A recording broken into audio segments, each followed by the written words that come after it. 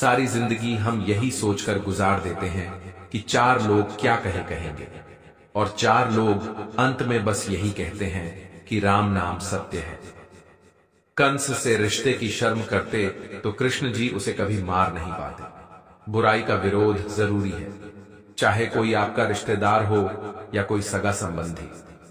अपने आप को किसी भी काम में व्यस्त रखें, क्योंकि व्यस्त आदमी को दुखी होने का समय ही नहीं मिलता। आजकल लोग समझते कम और समझाते ज्यादा हैं, इसीलिए तो रिश्ते सुलझते और उलझते ज्यादा हैं। किसी को गीता में ज्ञान ना मिला, किसी को कुरान में ईमान ना मिला। उस बंदे को आसमान में रब क्या मिलेगा जिसे इंसान में इंसान ना मिला। मेहनत करते रहिए, इससे आपका काम जल्दी तो नहीं होगा पर जल्द ही होगा। अंधेरे को हटाने में वक्त बर्बाद मत करिए, बल्कि दिए को जलाने में वक्त लगाइए। दूसरों को नीचा दिखाने में नहीं, खुद को ऊंचा उठाने में वक्त लगाइए। ठहर जाने का मतलब ही अंत है और चलते रहने का मतलब अनंत है। जिंदगी की सच्चाई यही है कि ठोकर लगने पर ही इंसान चलना सीखता है। उम्मीद कभी नहीं छोड़नी चाहिए, क्या पता आने वाला दिन आज से बेहतर हो। कड़वा है मगर सच है जनाब, अपने कब पराए और पराए अपने कब बन जाते हैं पता ही नहीं चलता। जिंदगी में बेशक हर मौके का फायदा उठाओ, मगर किसी के हालात और मजबूरी का नहीं। कई बार इंसान किसी के जीते जी उसकी अहमियत नहीं समझता और उसके चले जाने के बाद पल पल उसकी याद में मरता है। अपनी लाइफ को इस तरीके से जियो जिससे आपको तो खुशी मिले ही, बल्कि दूसरों को भी उससे ठेस ना पहुंचे। चलो थोड़ा सुकून से जिया जाए, जो दिल दुखाते हैं उनसे थोड़ा दूर रहा जाए। अपनी भूल अपने ही हाथों से सुधर जाए तो यह उससे कहीं अच्छा है कि कोई दूसरा उसे सुधारे। मुझसे तजुर्बे मत पूछो, जिंदगी के उम्र मेरी शर्मिंदा हो जाएगी। मत खोल मेरी पुरानी किताब को ऐ दोस्त, हर उस शख्स ने दिल दुखाया जिस पर मुझे एतबार था। झुक जाते हैं जो लोग आपके लिए किसी भी हद तक, वह सिर्फ आपकी इज्जत ही नहीं आपसे मोहब्बत भी करते हैं। मैंने जिंदगी से पूछा कि तू इतनी कठिन क्यों है। जिंदगी ने हंसकर कहा कि दुनिया आसान चीजों की कद्र नहीं करती। मुझे उन लोगों से कोई दिक्कत नहीं है जो मुझे पसंद नहीं करते, दिक्कत मुझे उनसे है जो मुझे पसंद करने का दिखावा करते हैं। जिंदगी में कुछ भी करना है तो सच बोल दो, घुमा फिरा के बात मत करो। किसी भी मनुष्य की वर्तमान स्थिति देखकर उसके भविष्य का मजाक मत उड़ाओ, क्योंकि कल में इतनी शक्ति है कि वह एक साधारण से कोयले को भी धीरे धीरे हीरे में बदल सकता है। गलती माफी मांगने से नहीं, सुधारने से सही होती है। मांगो तो अपने रब से मांगो, जो दे तो रहमत और ना दे तो किस्मत। लेकिन दुनिया से हरगिज मत मांगना, क्योंकि दुनिया दे तो एहसान और ना दे तो शर्मिंदगी। मित्रों, यह एक सबसे बड़ा सवाल है जो हर किसी को पूछना चाहिए। मैं कौन हूं, क्या हूं? आप ध्यान की स्थिति में जाकर अपनी आंखें बंद करें, आपको चेतना की एक अलग ही दुनिया नजर आएगी, जहां आप अपने अंतर मन को अनुभव कर पाएंगे और आपको गहरी शांति की प्राप्ति होगी और अपने अंतर आत्मा का अवचेतन कर पाएंगे। तो आइए आज हम इसे एक कहानी के माध्यम से समझते हैं। बहुत समय पहले की बात है, हिमालय की गोद में एक छोटा सा गांव था। उस गांव में एक महान संत स्वामी सत्यानंद रहते थे।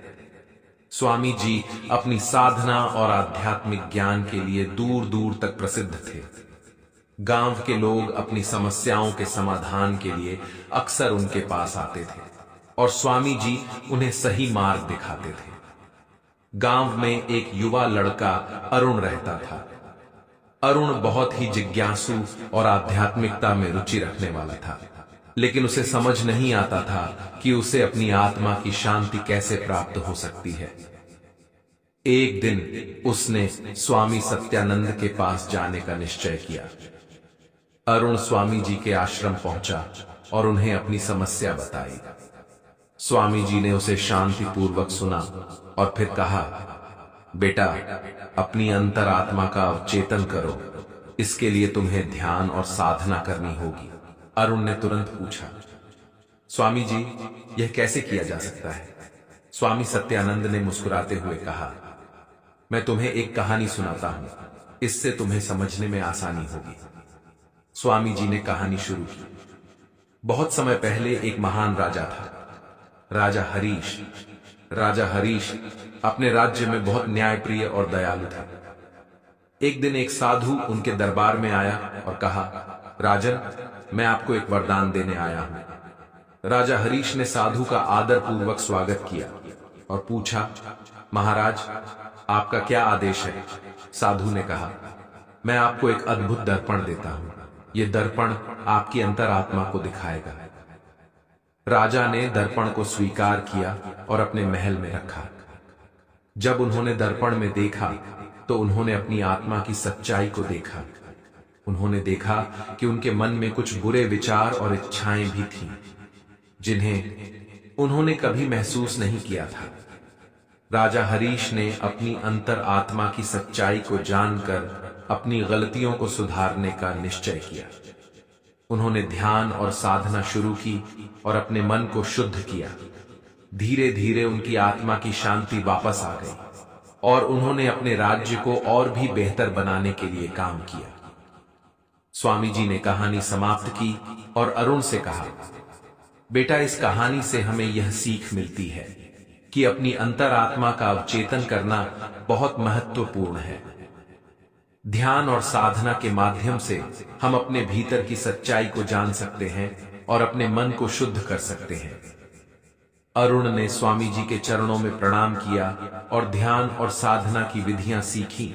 उसने नियमित रूप से ध्यान करना शुरू किया और अपने अंतरात्मा का अवचेतन करने लगा।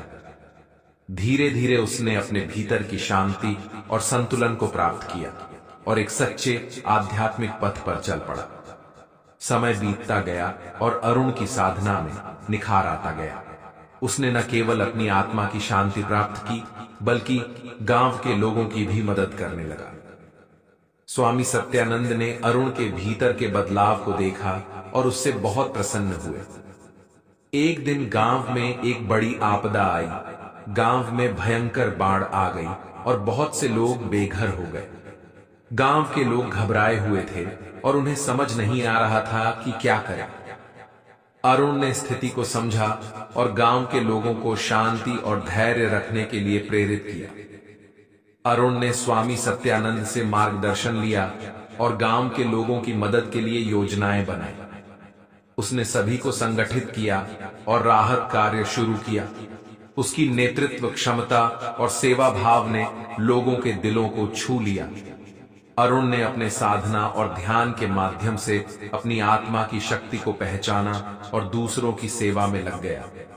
बाढ़ के बाद गांव के लोग अरुण की सेवा और समर्पण को देखकर बहुत प्रभावित हुए। स्वामी सत्यानंद ने अरुण की प्रशंसा करते हुए कहा, बेटा, तुमने अपनी अंतरात्मा का अवचेतन करके न केवल अपनी आत्मा को शुद्ध किया, बल्कि पूरे गांव के लिए एक प्रेरणा बन गए। यह तुम्हारे अच्छे कर्मों का फल है। अरुण ने विनम्रता से स्वामी जी का आभार व्यक्त किया और कहा, स्वामी जी, यह सब आपकी शिक्षा का परिणाम है। आपने मुझे सिखाया कि अपने अंतरात्मा का अवचेतन करना और ध्यान और साधना के माध्यम से शांति प्राप्त करना कितना महत्वपूर्ण है। मित्रों, अपने अंतरात्मा का अवचेतन करना हमारे जीवन में अत्यंत महत्वपूर्ण है। ध्यान और साधना के माध्यम से हम अपने भीतर की सच्चाई को जान सकते हैं और अपने मन को शुद्ध कर सकते हैं। इससे हमें सच्ची शांति और संतुलन प्राप्त होता है और हम न केवल अपने जीवन को बेहतर बना सकते हैं, बल्कि दूसरों की भी सहायता कर सकते हैं। धन्ना जी का जन्म एक सामान्य किसान परिवार में हुआ था। इनके पिताजी खेती करते थे और गायों का पालन किया करते थे। एक दिन धन्ना जी के परिवार के कुल गुरु, जिनका नाम था पंडित त्रिलोचन, वे तीर्थ यात्रा करके लौटे थे और कुछ दिनों के लिए धन्ना जी के घर पर रुक गए। पंडित त्रिलोचन जी शालिग्राम भगवान की सेवा किया करते थे। वो बड़े भाव से भगवान शालिग्राम की सेवा करते थे। उनको पुष्प चढ़ाते, उन्हें भोग लगाते और भगवान को भोग लगाने के बाद ही वह भोजन ग्रहण करते थे। बालक धन्ना जी पंडित जी को यह सब करते हुए देखता था। उसे भगवान की सेवा बड़ी अच्छी लगती थी। जब पंडित जी भगवान की सेवा करते तो धन्ना जी को बड़ा ही सुकून मिलने लगता। कुछ दिनों के बाद जब पंडित जी जाने लगे, तब बालक धन्ना जी पंडित जी से शालिग्राम भगवान के लिए जिद करने लगा। कहने लगा कि मुझे ठाकुर जी चाहिए। परंतु पंडित जी अपने ठाकुर जी छोटे से बालक को कैसे दे सकते थे। धन्ना जी को उनके माता पिता ने बहुत समझाया, परंतु धन्ना जी नहीं माने। अंत में लोगों ने पंडित जी से कहा कि यह तो बालक है, इसे शालिग्राम जैसा कुछ और दे करके बहला फुसला दो। अगले दिन पंडित जी नदी में स्नान करने गए। वहां से वो एक गोल मटोल थोड़ा बड़ा सा काले रंग का पत्थर ले आए। वह धन्ना जी के पास आकर बोले, मैं तुम्हें अपने ठाकुर जी को दे दूंगा, लेकिन मेरे पास दो ठाकुर जी हैं, बड़े ठाकुर जी और छोटे ठाकुर जी। तुम्हें कौन से ठाकुर जी चाहिए? धन्ना जी ने झट से जवाब दिया, मुझे तो बड़े ठाकुर जी चाहिए। पंडित जी भी यही चाहते थे। तब पंडित जी ने धन्ना जी को वह बड़ा काला पत्थर बड़े ठाकुर जी बताकर दे दिया। अब ठाकुर जी को पाकर धन्ना जी बहुत प्रसन्न हो गए, बड़े खुश हो गए। वह बड़े भाव से उनकी सेवा करने लगे। जब धन्ना जी गाय चराने खेतों की तरफ जाते तो ठाकुर जी को अपने साथ ले जाते। धन्ना जी की मां ने उनको बाजरे की रोटी, साग, अचार और गुड़ खाने के लिए दिया। अब धन्ना जी ने भी निश्चय किया कि वह भी पंडित जी की तरह ही ठाकुर जी को जब तक भोग नहीं लगाएंगे और जब तक ठाकुर जी को खिला नहीं लेंगे, तब तक वह खुद भी भोजन नहीं करेंगे। धन्ना जी जब खेत में पहुंचे तो प्रेम से ठाकुर जी को पुकार कर कहने लगे कि ठाकुर जी, जब तक आप भोग नहीं खाएंगे तब तक मैं भी भोजन नहीं करूंगा।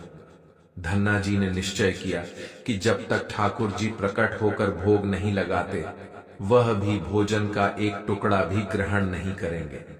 जब ठाकुर जी ने भोग नहीं लगाया तो धन्ना जी ने शाम को वह रोटी गाय को खिला दी।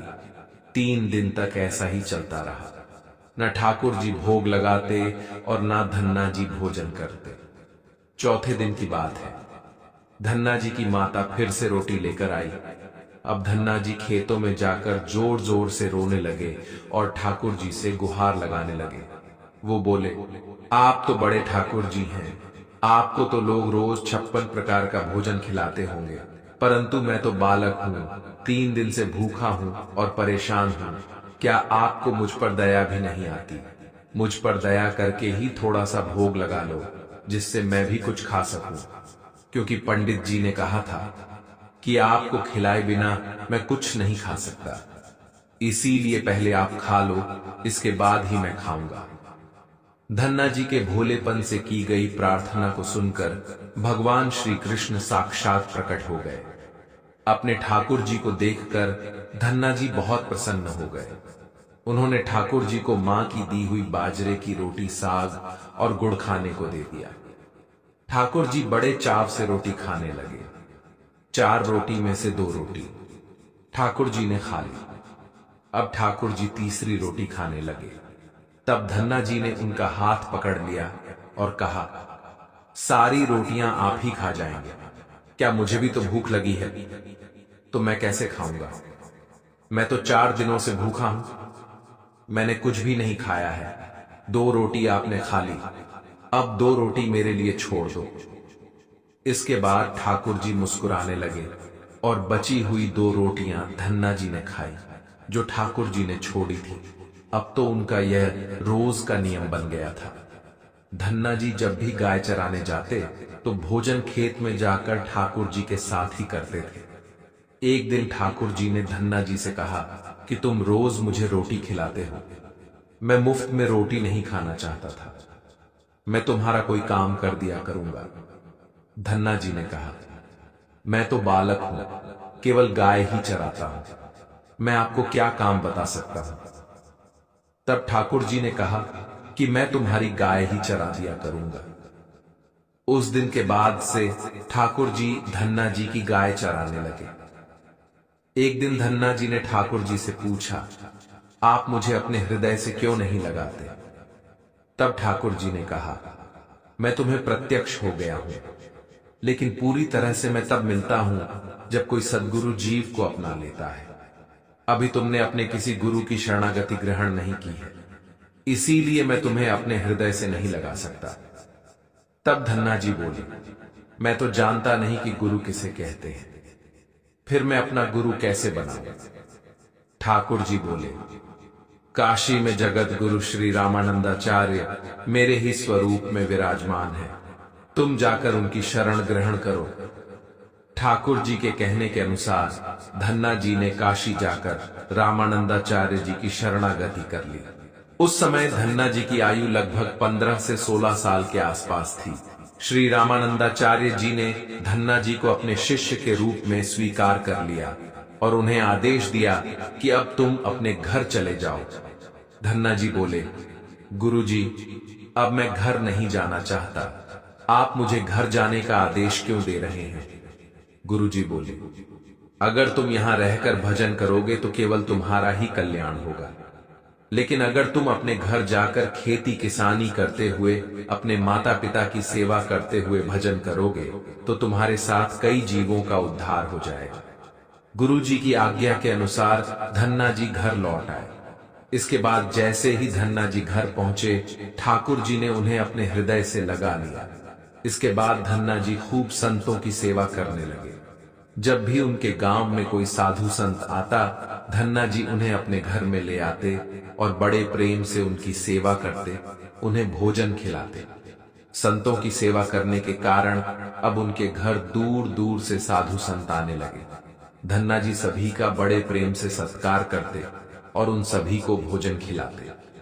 एक दिन की बात है, धन्ना जी के पिता ने धन्ना जी से कहा कि देखो भाई, हम लोग गृहस्थ हैं, यदि महीने में एक आध बार कोई साधु आ जाए तो हम उसकी सेवा भी कर दें और उन्हें भोजन भी करवा दें, लेकिन तुम्हारी इन साधुओं से ऐसी दोस्ती हो गई है कि हर दूसरे दिन कोई ना कोई साधु चला आता है और अपने साथ एक दो और को भी ले आता है।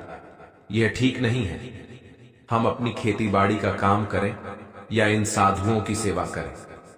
तुम तो अभी बालक हो, कुछ कमाते नहीं हो, तुम्हारा पालन पोषण भी हम ही करते हैं और ऊपर से तुम साधुओं को बुलाते हो।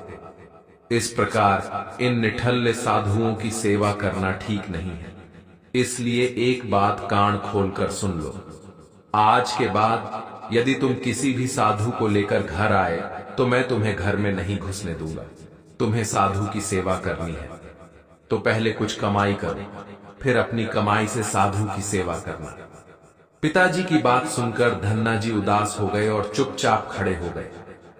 तब पिताजी ने धन्ना जी को डांटते हुए कहा, आज के बाद किसी साधु को घर में लेकर के मत आना और जाओ खेतों में गेहूं बोकर आओ। खेत तैयार है, बोरी में गेहूं का बीज रखा है, इसे बैलगाड़ी में ला दो, ले जाओ और खेत में बो दो। धन्ना जी ने बैलगाड़ी में गेहूं रखे और खेत में बोने के लिए चल दिए। धन्ना जी थोड़ी ही दूर चले थे कि उन्हें मार्ग में कुछ साधुओं की टोली आती दिखाई दी। धन्ना जी ने बैलगाड़ी से उतरकर उन साधुओं को साष्टांग प्रणाम किया। संतों ने धन्ना जी को आशीर्वाद दिया और पूछ, बेटा, इस गांव में धन्ना जी का कौन सा घर है? सुना है वह जगत गुरु रामानंदाचार्य के शिष्य हैं और बहुत छोटी सी उम्र में उन्होंने भगवान के दर्शन प्राप्त कर लिए हैं। हम भी उनके दर्शन करना चाहते हैं। यह सुनकर धन्ना जी संकोच में पड़ गए और वह हाथ जोड़कर बड़ी विनम्रता से बोले, महाराज, मुझे ही लोग धन्ना जी भक्त कहते हैं। संत बोले, भगवान ने बड़ी कृपा की, हम जिनसे मिलने आए थे वह यहीं मिल गए। निश्चित ही आप ऐसे ही भक्त हैं जैसा आपके विषय में सुना था। कितनी विनम्रता है आप में। चलिए आपके घर चलते हैं, वहीं बैठकर आपसे चर्चा करेंगे और ढेर सारी बातें करेंगे। धन्ना जी ने सोचा, अभी पिताजी ने साधुओं को घर लाने से माना किया है, यदि मैं खेतों में बीज बोने के बजाय इन साधु संतों को घर ले गया तो पिताजी आसमान सर पर उठा लेंगे और इन साधुओं को भी भगा देंगे। तब धन्ना जी कुछ विचार करके बोले, महाराज, अभी घर में कोई नहीं है, मैं भी खेतों की तरफ जा रहा हूं, आप भी मेरे साथ वहीं चलिए। संत बोले, ठीक है, हमें तो आपसे मिलना था और आप जहां भी ले चले हम वहीं चलेंगे। फिर धन्ना जी उन सभी को खेत पर लेकर चले गए। खेत में एक पेड़ के नीचे बने हुए चबूतरे पर साधुओं को बैठाकर बोले, महाराज, आप यहीं पर कुछ देर तक विश्राम कीजिए, तब तक मैं आपके लिए भोजन पानी की व्यवस्था करता हूं। इतना कहकर धन्ना जी वहां से बैलगाड़ी लेकर के चले गए।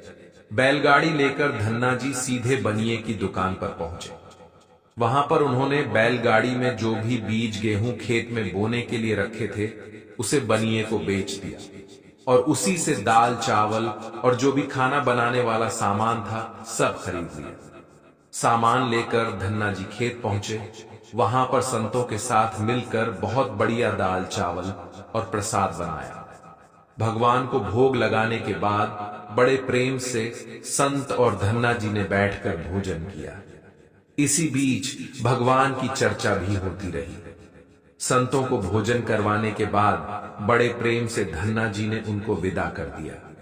संतों के जाने के बाद धन्ना जी सोचने लगे कि बीज वाले गेहूं को तो बेचकर मैंने संतों को भोजन करा दिया, अब खेत में क्या बोया जाए। अगर पिताजी बीज मांगेंगे तो मैं कहां से बीज लाकर दूंगा, और यदि खेत में कुछ पैदा नहीं हुआ तो मैं पिताजी को क्या जवाब दूंगा। यही सोचकर धन्ना जी ने बोरी में रेत भरी और आसपास के लोगों को दिखाने के लिए रेत को खेत में बोने लगे। सुबह से शाम तक सारी बोरियां जो रेत की बनाई थी धन्ना जी ने वो रेत खेतों में छिड़क दी। आसपास के किसान देख रहे थे कि धन्ना जी खेतों में गेहूं बो रहे हैं, वो तो खेतों में रेत बो रहे थे। खेत बोने के बाद धन्ना जी बड़े प्रसन्न मन से घर की ओर चल दिए। वो सोचने लगे, खेत में तो कुछ उगना नहीं है तो देखभाल भी नहीं करनी पड़ेगी। धन्ना जी जब घर पहुंचे तो पिताजी ने पूछा कि खेत बो आए। धन्ना जी बोले कि पिताजी, मैं खेत बो आया हूं। कुछ दिन बीते। धन्ना जी के पिताजी और गांव के कुछ बड़े बूढ़े लोग धन्ना जी के पास आए और बोले कि तुमने कैसा खेत बोया है, ऐसी फसल तो हमने अपने जीवन में आज तक नहीं देखी। ऐसा लगता है जैसे गेहूं का एक एक दाना नाप नाप कर समान दूरी पर बोया गया है और सारे ही दाने उगाए हैं। इतनी सुंदर फसल तो हमने आज तक नहीं देखी, ये सब तुमने कैसे किया। धन्ना जी सोचने लगे कि सब उनको ताने मार रहे हैं, खेत में कुछ उगा नहीं होगा, इसीलिए ऐसी बातें कर रहे हैं। तब धन्ना जी ने आश्चर्यचकित होकर स्वयं खेत पर जाकर देखा तो बड़े ही आश्चर्यचकित हो गए। उन्होंने देखा कि जिस खेत में उन्होंने रेत बोई थी वहां पर फसल उगाई है और एक सुंदर फसल उन्होंने भी कभी नहीं देखी थी। फसल को देखकर धन्ना जी को भगवान की कृपा का एहसास हुआ और उनकी आंखों से आंसू निकाल आए। धन्ना जी जोर जोर से रोने लगे। जब धन्ना जी के पिता और अन्य गांव वालों ने रोने का कारण पूछा तब धन्ना जी ने रोते हुए सारी घटना कह सुनाई। धन्ना जी बोले, पिताजी, जब आपने संतों को घर लाने के लिए मना किया था और खेत बोने के लिए गेहूं दिया था, उसी दिन मुझे मार्ग में कुछ संत मिले थे। मैं उन संतों को अपने घर नहीं लाया और खेत पर ही ठहराकर जो गेहूं मैंने बीज बोने के लिए लिए थे वह सब बनिए की दुकान पर बेचकर संतों को भोजन करवा दिया। इसके बाद मैंने लोगों को दिखाने के लिए खेत में रेत को बो दिया। फिर यह फसल कैसे हो गई ये मुझे नहीं मालूम। धन्ना जी की बात सुनकर उनके पिताजी की आंखों में आंसू आ गए और वह बोले, मेरा धन्य भाग्य जो मेरे घर में ऐसे पुत्र ने जन्म लिया। आज के बाद हम तुम्हें रोकेंगे नहीं। खूब साधु को बुलाओ, संतों की सेवा करो, हम तुम्हें अब कभी मना नहीं करेंगे। आज से मैं भी भगवान की भक्ति किया करूंगा और तुम्हारे साथ संतों की सेवा करूंगा। इसके बाद धन्ना जी और उनके परिवार वाले खूब संतों की सेवा करने लगे। कुछ समय बाद धन्ना जी की उगाई हुई फसल को काटने का समय आ गया। उस समय उतने ही आकार की खेती से 50 गुना ज्यादा गेहूं निकला। यह गेहूं इतना ज्यादा था कि उसे रखने तक की जगह नहीं बची थी। गांव के सभी लोग धन्ना जी की फसल देखकर आश्चर्यचकित हो गए। अब मनु और उनका परिवार अपनी क्षमता के अनुसार खूब संत की सेवा और भगवान की भक्ति करने लगे। उनके घर हमेशा साधु संतों की भीड़ लगी रहती थी। अब धन्ना जी जब भी खेतों में फसल बोते, हर बार ऐसे ही फसल होने लगी। अब धन्ना जी अपने गांव के बड़े किसान बन गए। गांव के सभी लोग धन्ना जी को चमत्कारी संत मानने लगे और उनके खेतों की मिट्टी को भी चमत्कारी मानने लगे। अब जिन लोगों के खेतों में पर्याप्त फसल नहीं होती, तो वह लोग धन्ना जी के खेतों की मिट्टी ले जाकर अपने खेतों में छिड़क लेते, जिससे उनकी फसल भी अच्छी होने लगी। चारों तरफ धन्ना जी की जय जयकार होने लगी। एक बार भगवान ने धन्ना जी की परीक्षा लेनी चाहिए। धन्ना जी के गांव में अकाल पड़ गया। धन्ना जी बड़े किसान थे, उनके पास बहुत खेती थी और अन्न के भंडार भरे थे। अकाल के कारण उनके गांव और आसपास के क्षेत्र के ब्राह्मण, संत, गरीब और जरूरतमंद लोग धन्ना जी के पास मदद की उम्मीद से आने लगे। मनु भी उन्हें दोनों हाथों से भंडार लुटाने लगे। कभी कोई जरूरतमंद उनके घर से खाली हाथ नहीं लौटता। धीरे धीरे धन्ना जी का अन्न भंडार समाप्त होने लगा। परंतु धन्ना जी ने निश्चय किया कि जब तक उनका सामर्थ्य है, वह किसी भी जरूरतमंद को मना नहीं करेंगे और सब कुछ बेचकर लोगों की मदद करेंगे। धन्ना जी की संत सेवा से प्रसन्न एक दिन उनके पास संत के भेष में स्वयं ठाकुर जी आ गए। उन्होंने धन्ना जी को तुम्बा का मंडल बना करके दिया और कुछ लौकी के बीज दिए और कहा कि धन्ना जी, इन बीजों को अपने खेत में बो दो और जब इनकी फसल पक जाए तो उनसे जो भी प्राप्त हो उसे लोगों की सेवा में खर्च कर देना। धन्ना जी ने ऐसा ही किया। संत की आज्ञा से उन्होंने तुम्बा के बीज खेतों में बो दिए। गांव के लोग कहने लगे, लगता है धन्ना जी पागल हो गए हैं। ऐसे भीषण अकाल में फसल बो रहे हैं और वह भी तुम्बा की। यह तो केवल कमंडल बनाने के काम में आता है। ऐसी फसल यदि उग भी गई, पैदा भी हो गई, तो उसका क्या फायदा होगा। कुछ दिन बाद तुम्बा की फसल उगाई। सभी लोग आश्चर्य करने लगे कि ऐसे भीषण अकाल में बिना पानी के कोई फसल कैसे उग सकती है। कुछ ही दिनों में धन्ना जी का खेत हरा भरा हो गया। इसी बीच धन्ना जी जरूरतमंदों की सेवा करते रहे। धन्ना जी ने अपना सारा अन्न भंडार सेवादान में लगा दिया। उनके घर में जो भी फसल के बीज रखे थे, वह भी सब उन्होंने संतों को भोजन के लिए दान कर दिया। अब उनके पास अपने परिवार के गुजारे के लायक भी अन्न नहीं बचा था। गांव के लोग कहने लगे, बड़ा मूर्ख है जो सारा अन्न लुटा दिया, अपने परिवार के लिए कुछ भी नहीं रखा और इसने फसल में बोया भी तो तुम्बा, जिसे कोई खा भी नहीं सकता। धन्ना जी को लोगों की बातों से कोई फर्क नहीं पड़ा। वह तो भगवान का नाम लेते रहते और लोगों की मदद करते रहते थे। एक दिन ऐसा आया जब धन्ना जी के खेतों में लगी फसल पक गई। उनके खेत में बड़े बड़े तुम्बा के फल दिखे रहे थे।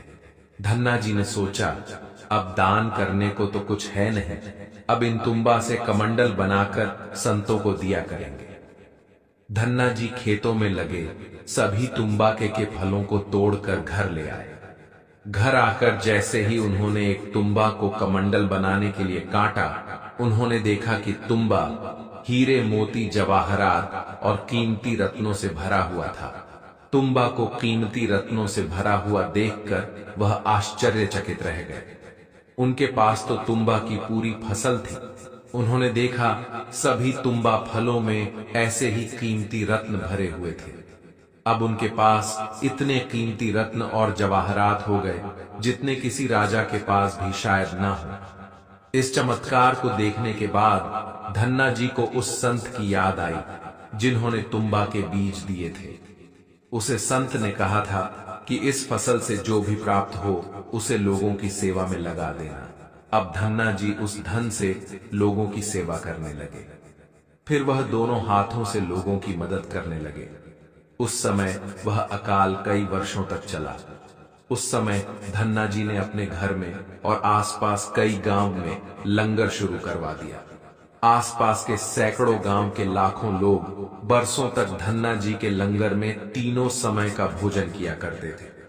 धन्ना जी ने अपने जीवन में कई मंदिर, तालाब और धर्मशाला भी बनवाए थे और हर तरह से साधु संत और जरूरतमंद लोगों की मदद करते थे। लोग धन्ना जी को सेठ कहकर बुलाने लगे।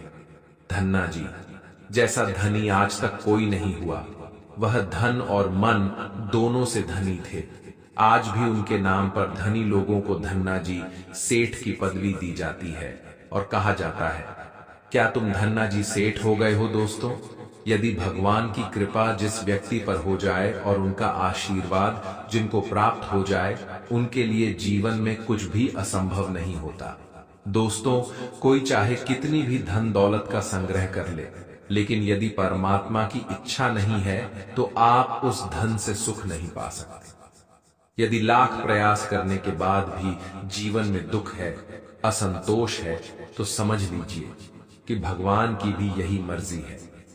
हो सकता है भगवान ने आपका थोड़ा सा अहित करके आपको बहुत बड़ा लाभ देने की योजना बनाई, लेकिन हम अज्ञानी लोग यही सोचते हैं कि भगवान हमारी कुछ मदद नहीं करता।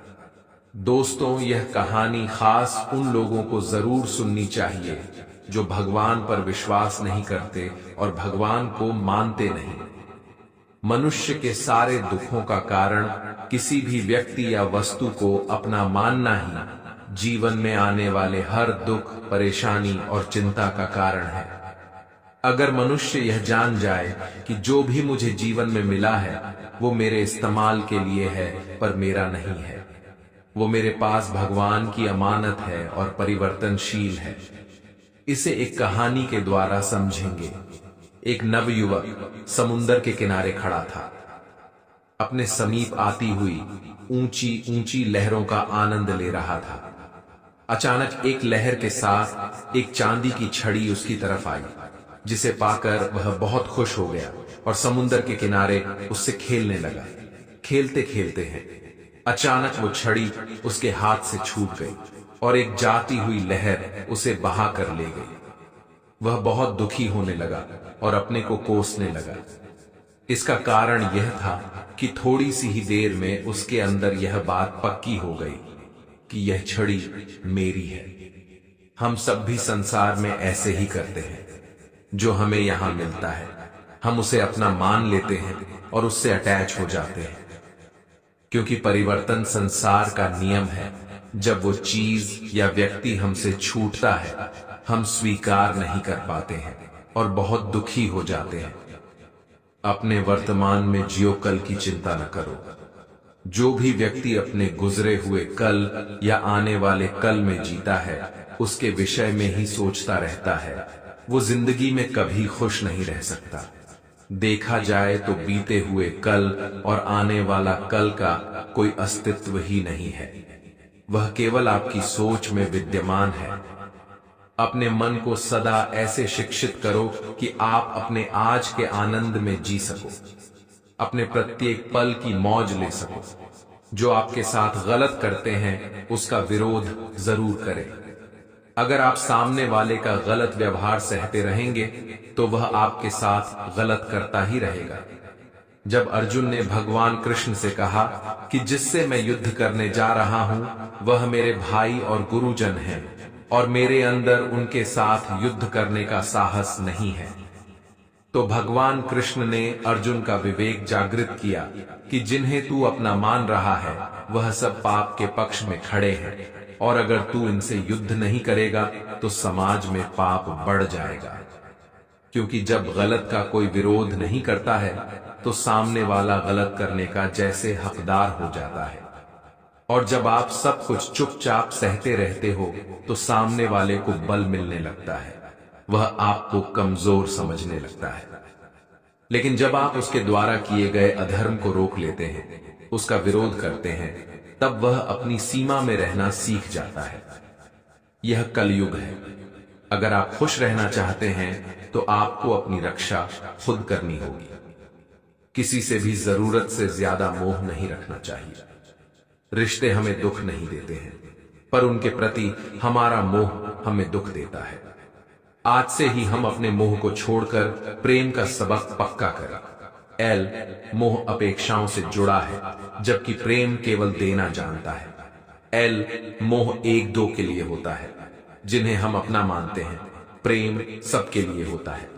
मोह से कमजोरी पैदा होती है, इसके विपरीत प्रेम से ताकत महसूस होती है। मोह में इंसान एक दूसरे को बांधने की कोशिश करता है, जबकि प्रेम एक दूसरे को फ्रीडम देता है। भगवत गीता हमें सिखाती है कि हमें सदैव अच्छे कर्म करने चाहिए। परमात्मा की प्रकृति में इंसाफ अवश्य होता है। आपके द्वारा किए गए अच्छे कर्म आपको मुश्किल वक्त में परेशानी से बचाते हैं। इसी तरह आपके द्वारा किए गए गलत कर्म की सजा भी आपको जरूर मिलती है। इससे संबंधित एक प्रेरणादायक कहानी। एक बार एक गांव में रहने वाले दो दोस्त शहर गए। वहां उन्होंने काफी धन कमाया।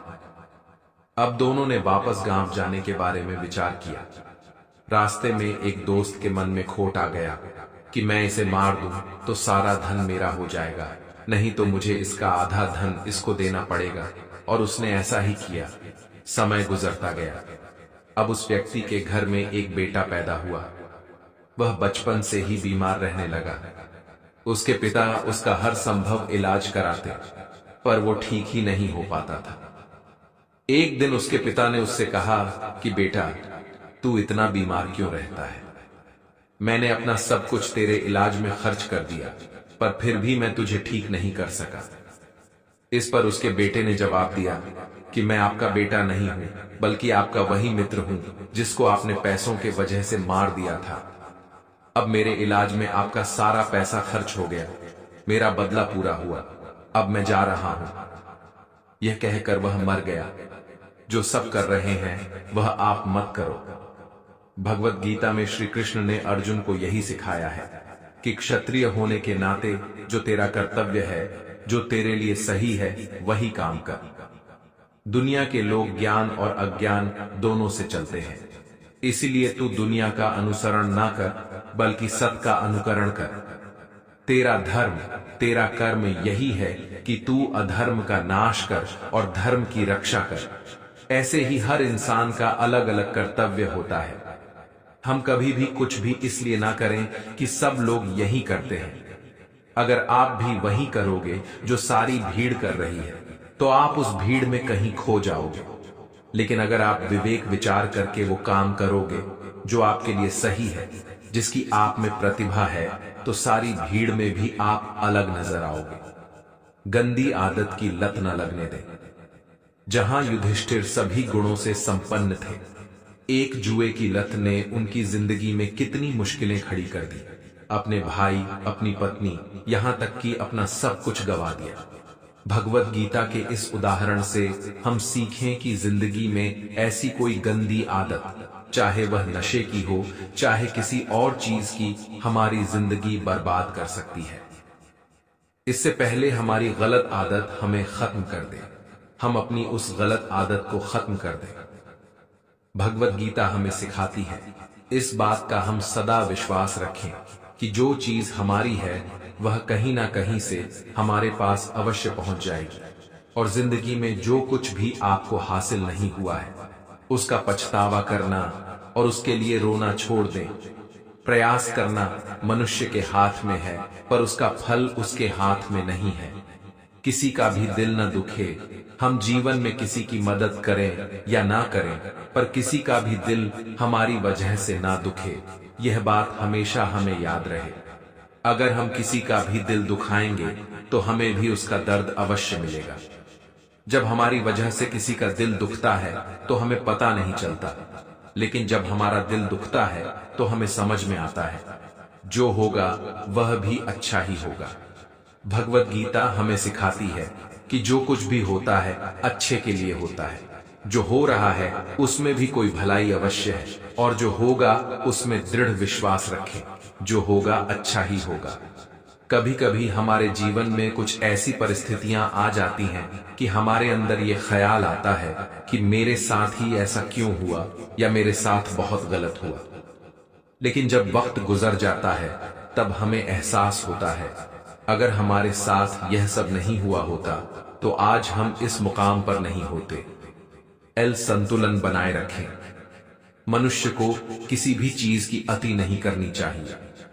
न किसी से अति का राग, न किसी से अति का वैर। हद से ज्यादा आराम आपको आलसी बना सकता है और हद से ज्यादा खाना आपको बीमार कर सकता है। बहुत ज्यादा भूखा रहना भी खराब है।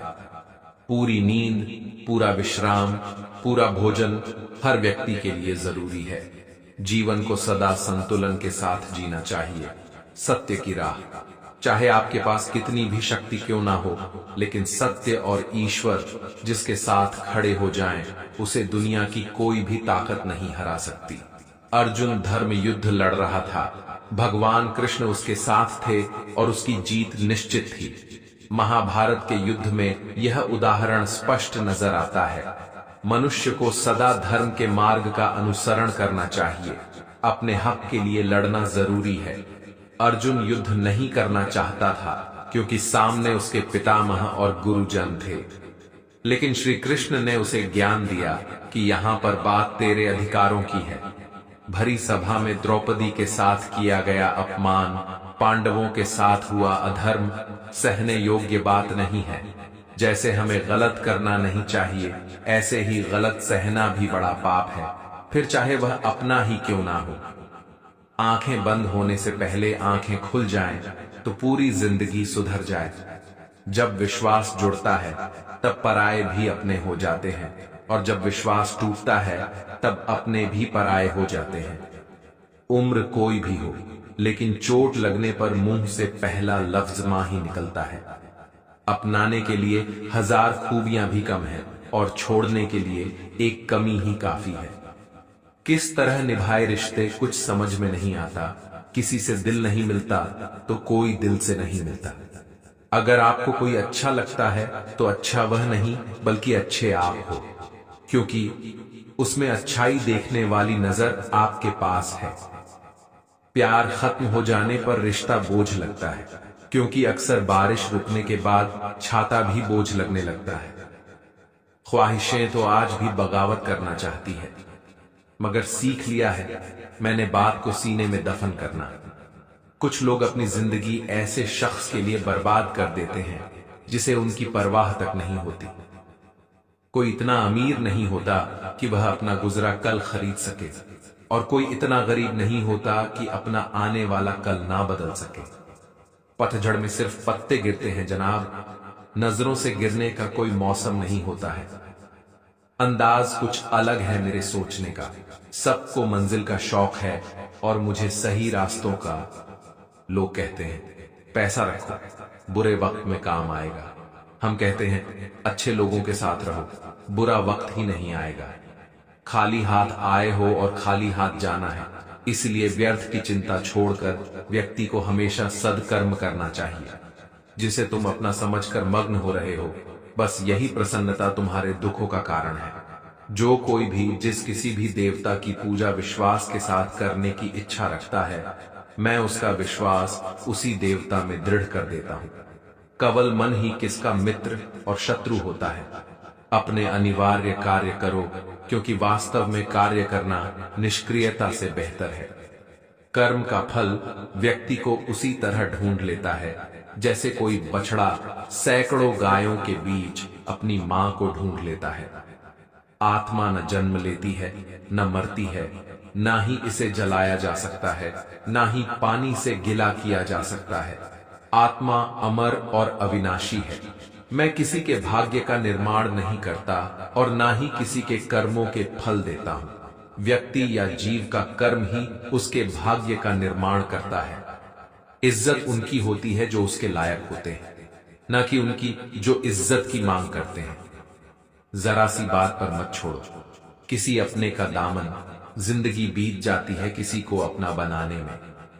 आप जितना सोचते हैं लोग उतने गलत नहीं होते, बस सबका सोचने का तरीका अलग होता है। जरूरी नहीं कि कुछ तोड़ने के लिए पत्थर ही मारा जाए। लहजा बदल कर बोलने से भी बहुत कुछ टूट जाता है। एक बार एक बहुत ही दुखी व्यक्ति एक महात्मा के पास आकर कहता है, मैं अपने जीवन से बहुत दुखी हूं। मैं अपनी बीवी, बच्चों और अपने परिवार को भी खुश नहीं रख सकता। मैं अपने लिए भी कुछ नहीं कर पा रहा। कभी कभी तो मुझे अपनी जिंदगी को खत्म कर देने के भी ख्याल आते हैं। आप इतनी साधनाएं करते हैं, इतनी तपस्या करते हैं, क्या आप मुझे कोई ऐसा मार्ग बता सकते हैं जिससे मैं अपने बुरे वक्त से बाहर आ सकूं? मेरा बहुत बुरा समय चल रहा है। 2 वक्त की रोटी का इंतजाम करना भी मेरे लिए बहुत मुश्किल हो गया है। अब आप ही बताएं कि मैं ऐसे वक्त में मैं जिंदा रहूं तो कैसे रहूं, कैसे अपने परिवार को खुश रखूं? कृपया करके कोई साधारण सा तरीका बताने की कृपा करें ताकि मैं आसानी से समझ सकूं, क्योंकि मैं बहुत पढ़ा लिखा नहीं हूं। अगर आप बड़ी से बड़ी ज्ञान की बातें करेंगे तो शायद मैं कभी समझ भी नहीं पाऊंगा। यह सुनकर महात्मा ने मुस्कुराते हुए कहा कि तुम एक काम कर सकते हो। फिर महात्मा ने सामने की ओर इशारा करते हुए कहा कि उस ऊंची पहाड़ी पर एक मंदिर है और उस मंदिर के पास चींटियों का एक घर है जहां पर हजारों चींटियां रहती हैं। तुम्हें सुनने में बड़ा अजीब लगेगा, लेकिन वह चींटियां उस मंदिर की जमीन को खराब कर देती है, उस मिट्टी की उपजाऊ शक्ति को खत्म कर देती है, जिसके कारण वहां पर कोई भी पेड़ या कोई भी घास पनप नहीं पाती है। तुम मेरा एक काम करो, उसके बाद मैं तुम्हें तुम्हारे सवालों के जवाब दूंगा। तुम 7 दिन तक रोज उस पहाड़ी पर जाओ और उस चींटियों के घर को तहस नहस कर दो, उसको तोड़ दो। जब भी तुम्हें कोई चींटियों का घर दिखे मंदिर के आसपास तो उसे वहीं पर तहस नहस कर देना, लेकिन याद रहे, घर को तोड़ने में कोई भी चींटी मरनी नहीं चाहिए। इस बात को समझने का प्रयास करते हुए वह युवक वहां से चला गया। शायद उसको कुछ समझ में नहीं आया था कि महात्मा जी ऐसा क्यों करवा रहे हैं। वह उन चींटियों पर अन्याय कर रहे हैं, उनका घर तोड़वा रहे हैं, उन्हें नुकसान पहुंचा रहे हैं। आखिर कौन महात्मा ऐसा करेगा? लेकिन फिर भी उस महात्मा की बात मानते हुए वह अगले दिन से ही पहाड़ी पर जाना शुरू कर देता है। जब वह पहले दिन पहाड़ी पर पहुंचता है तो देखता है कि बहुत सारी चींटियां अपना खाना जुटाने में लगी हुई हैं। सारी चींटियां कतार से चल रही हैं और अनाज के छोटे छोटे कण उठाकर अपने घर में जमा करती जा रही हैं। यह देखकर पहले तो उस युवक का मन कमजोर पड़ गया। उसने सोचा कि यह इतनी मेहनत करके अपना घर भर रही है और मैं इनके घर को तबाह कर दूंगा तो इनको कितना बुरा लगेगा। लेकिन फिर उसने उस महात्मा की बात याद करते हुए उस घर को तोड़ना शुरू कर दिया। जल्द ही चींटियों में हाहाकार मच गया। वह इधर उधर दौड़ने लगी। अभी तक जो कतार से चल रही थी अब वह बिखर गई और इधर उधर अपनी जान बचाने के लिए भागने लगी। थोड़ी देर में घर टूट गया और सारी चींटियां इधर उधर छुपने के लिए भाग चुकी थी। यह करने के बाद वह युवक दुखी मन से वापस अपने घर पर लौट आया। उसका मन परेशान था, दुखी था, पश्चाताप से भरा हुआ था। फिर उसने अपने बिस्तर पर रात में लेटे लेटे ही सोचा कि अब तो उन चींटियों का घर तबाह हो चुका है, अब वहां वापस जाने का क्या फायदा होगा, क्योंकि चींटियों का घर तहस नहस करने के लिए महात्मा जी ने कहा था, जो मैं कर चुका हूं। लेकिन फिर कुछ सोचकर अगले दिन उसने फिर से जाने का निश्चय किया और अगले दिन सुबह सुबह उठकर वह वापस उसी पहाड़ी पर पहुंच जाता है। पहाड़ी पर पहुंचकर वह उसी जगह पर पहुंचता है जहां पिछले सुबह उसने उस घर को तहस नहस कर दिया था।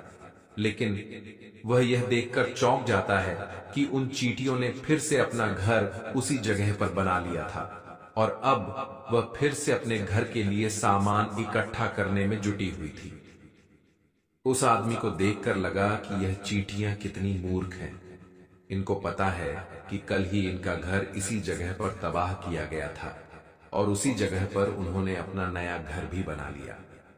और यह सोचकर वह आदमी हंसने लगा। लेकिन फिर से महात्मा की बात याद करते हुए उसने उन चींटियों का घर फिर से तबाह करना शुरू कर दिया। फिर से उन चींटियों में हलचल मच गई और थोड़ी देर में वह चींटियां इधर उधर अपनी जान बचाने के लिए भागने लगी। कुछ ही देर में उनका घर फिर से नष्ट हो गया और वह युवक थोड़ा संतोष के भाव से कि इस बार तो मैंने अच्छी तरह से उस घर को तबाह कर दिया है, अब तो वह चींटियां यहां पर अपना घर बना ही नहीं पाएंगी। इसीलिए जाने से पहले उसने उस घर पर ठंडा पानी भी डाल दिया ताकि चींटियां वहां पर अपना घर ना बना सके। और इस तरह अपना कर्म पूरा करके वह युवक फिर से अपने घर लौट आया। आज रात में सोते वक्त फिर से वह युवक यही सोच रहा था कि क्या महात्मा यह सही काम करवा रहे हैं? क्या किसी का घर तबाह करना किसी सिद्ध पुरुष को शोभा देता है? क्या हो अगर वह महात्मा सिद्ध पुरुष हो ही ना? क्या होगा अगर वह मुझे बेवकूफ बना रहे हो? लेकिन फिर उसने निश्चय किया कि मैं अपने काम को पहले पूरा कर लेता हूं, उसके बाद ही पता चलेगा कि महात्मा मुझसे ऐसा क्यों करवा रहे थे। और यही सोचकर वह रात में सो जाता है। अगले दिन सुबह उठकर वह फिर से उसी पहाड़ी की ओर निकल जाता है। पहाड़ी पर पहुंचकर वह उसी जगह पर पहुंचता है जहां पर उसने उनके घर को तबाह कर दिया था, और वह यह देखकर खुश हो जाता है कि वहां पर कोई भी घर नहीं था। सारी चींटियां वहां से भाग चुकी थी। अब उसने सोचा कि अब मेरा रोज रोज आने का क्या फायदा होगा, क्योंकि चींटियां तो अपना घर बदल चुकी हैं और महात्मा जी ने मुझे 7 दिन आने के बाद कहा था, लेकिन आज तो तीसरा ही दिन है। अब बाकी 4 दिन वापस आने का क्या फायदा होगा। और यही सोचकर उसने निश्चय किया कि यहां से वह सीधा उसी महात्मा के पास जाएगा और उनको यह सारी खबर बता देगा। जब वह वापस मुड़कर उस पहाड़ी से उस महात्मा की कुटिया की तरफ जाने लगा, तभी अचानक उसकी नजर एक और घर पर पड़ी जो कि चींटियों का ही बनाया हुआ था। मतलब कि वह घर चींटियों ने ही बनाया था और अब वह चींटियां नए घर में वास कर चुकी थी। यह नया घर उनके पुराने घर से थोड़ी ही दूरी पर था।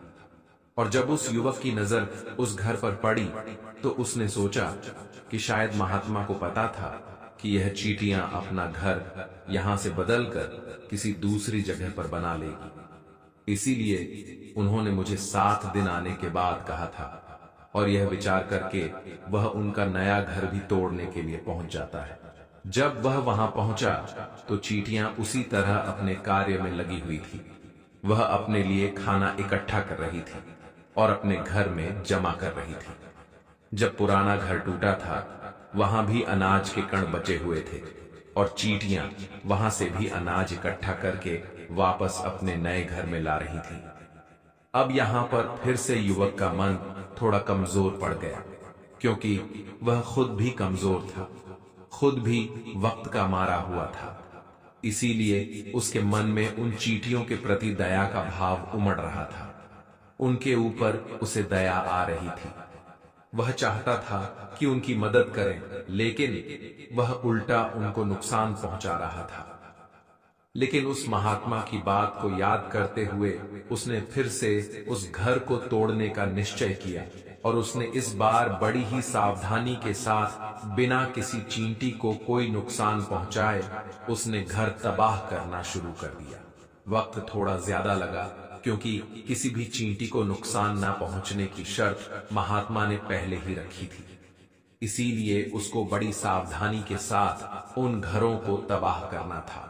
लेकिन आखिरकार उसने उस घर को भी तबाह कर दिया और उस घर को तबाह करने के बाद वह बड़े ही दुखी मन से, इस बार वह पहले से भी ज्यादा दुखी था, क्योंकि उसने उनका नया घर भी तोड़ दिया था।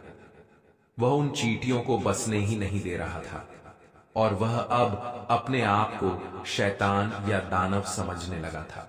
लेकिन फिर भी उस महात्मा की बात को मानते हुए वह अपने घर पर दुखी मन से वापस आ गया। रात में सोने से पहले एक बार उसने फिर से सोचा कि मैं कितना बड़ा शैतान हूं, कितना बड़ा दानव हूं, पुराना घर तो छोड़ो, मैं उन चींटियों को कहीं भी बसने के लिए कोई जगह ही नहीं दे रहा हूं। वह चींटियां मेरे बारे में क्या सोचती होगी, वह कितना बड़ा दानव होगा। लेकिन फिर भी उसने अगले दिन जाने का निश्चय किया और अगले दिन सुबह सुबह वह फिर से वहां पर पहुंच गया। वो यह देखकर फिर से आश्चर्यचकित रह जाता है कि इस बार चींटियों ने एक और नई जगह पर अपना घर बना लिया था। वह तो पहले से भी ज्यादा ऊर्जा के साथ काम कर रही थी और उन्होंने एक रात में पहले से भी बड़ा घर बना लिया था। और अब वो फिर से अपना अनाज और खाना इकट्ठा करने में जुटी हुई थी। यह देखकर उस आदमी को लगा कि यह चींटियां किस मिट्टी की बनी हुई हैं। मैं उनको बार बार यहां से भगाने की कोशिश कर रहा हूं और यह वहीं पर अपना घर बना लेती है। क्या इनको पता नहीं है कि मैं यहां पर कभी भी बसने नहीं दूंगा? यह चींटी है, दिखने में इतनी छोटी है, लेकिन फिर भी यह मुझसे हार नहीं मान रही है। बड़ी ताज्जुब की बात है। और इस बार उसने गुस्से में उस घर को तहस नहस करना शुरू कर दिया। लेकिन इस बार तहस नहस करते हुए कुछ चींटियां वहीं पर मर गईं। उसके पैरों तले कुचल दी गई। कुचलने के बाद जब वह अपने अहंकार से बाहर आया तो उसने देखा कि गुस्से में उसने उन चींटियों को कितना नुकसान पहुंचा दिया है। उसका मन पश्चाताप से भर गया और वह रोता हुआ अपने घर की तरफ बढ़ गया। रात में सोते वक्त उसने सोचा कि मैं उन चींटियों पर बहुत ज्यादा अत्याचार कर रहा हूं। अब इससे ज्यादा अत्याचार मैं नहीं कर पाऊंगा। और यही सोचकर वह अगले दिन उन चींटियों के लिए अपने घर से थोड़ा आटा लेकर उसी पहाड़ी पर पहुंच जाता है। आज उसके मन में उन चींटियों के प्रति श्रद्धा का भाव था, दया का भाव था। आज वह उनकी मदद करना चाहता था। और जब वह वहां पर पहुंचा तो चींटियां फिर से अपने नए घर को बनाने में जुटी हुई थीं। उसने बड़े ही करुणा के साथ उन चींटियों को अपना लाया हुआ आटा खिलाया। अगले 7 दिनों तक वह ऐसा ही करता रहा। वो रोज सुबह जाता, उन चींटियों को अपने हाथों से आटा खिलाता। 7 दिन के बाद वह युवक उस महात्मा के पास पहुंचकर हाथ जोड़कर बोलता है कि हे महात्मा जी, मुझे माफ कर देना। मैंने उन चींटियों का घर तबाह करने के लिए बहुत कोशिश की। मैंने उनका घर तबाह किया भी, एक बार नहीं 4 बार। मैंने उनका घर तोड़ा। उसके बाद में हिम्मत नहीं कर पाया, उनके घर को नहीं तोड़ पाया। मैं समझ सकता हूं कि मैंने आपका काम पूरा नहीं किया और इसके बदले आप मुझे तरीका भी नहीं बताएंगे जो कि मुझे मेरे बुरे समय से बाहर निकाल सकता है। लेकिन मुझे इसकी कोई परवाह नहीं है। मुझे लगता है कि मैंने जो किया वह सही किया। इसीलिए मैं आपसे आज्ञा लेकर वापस जा रहा हूं।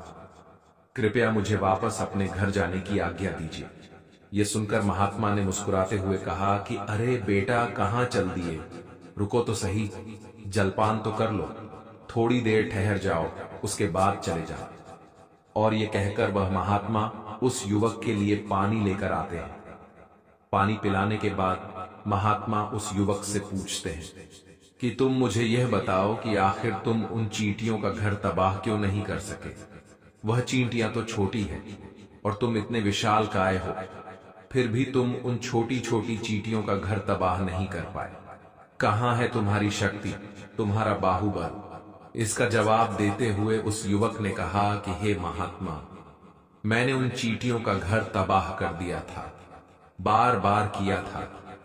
एक बार तो अपने गुस्से में उन चींटियों को भी हानि पहुंचा दी थी, लेकिन जिस दिन मैंने उनको हानि पहुंचाई उसी दिन मुझे लगा कि मैं उनको क्यों हानि पहुंचा रहा हूं, क्यों इनको इतनी तकलीफ दे रहा हूं। और उसी दिन से मैंने उनको क्षति पहुंचाने की वजह, नुकसान पहुंचाने की वजह उनकी सहायता करनी शुरू कर दी। यह सुनकर उस महात्मा ने कहा कि यही तो सीखने की बात है। एक छोटी सी चींटी हमें जीवन का संदेश दे जाती है। मैंने तुम्हें उन चींटियों का घर तबाह करने के लिए नहीं भेजा था। मैंने तुम्हें भेजा था ताकि तुम उन चींटियों से कुछ सीख ले सको। तुम्हें क्या सीख मिली? उन चींटियों से क्या मुझे बता सकते हो?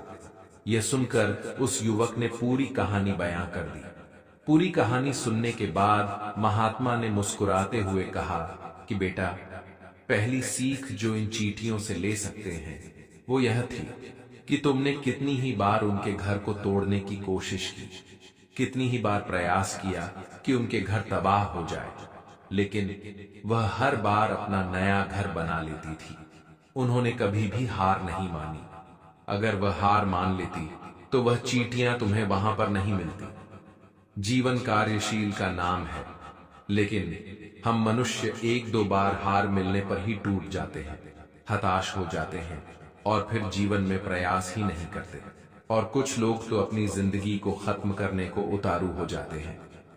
लेकिन जानवरों में तुमने एक बात देखी होगी कि वह अपना जीवन खुद से कभी खत्म कर ही नहीं सकते हैं। तुमने कभी नहीं सुना होगा कि किसी जानवर ने आत्महत्या कर ली, चाहे वह जानवर कितना भी भूखा क्यों ना हो, कितना ही दुखी क्यों ना हो, लेकिन वह अपने जीवन के लिए हमेशा संघर्ष करता रहता है। वही दूसरी तरफ हम मनुष्य एक दो बार हताश होने पर ही अपना जीवन खत्म कर लेते हैं। जीवन तो कर्मशील होता है। कर्म करने का नाम है जीवन, और मृत्यु आखिरी विश्राम है, परम विश्राम है।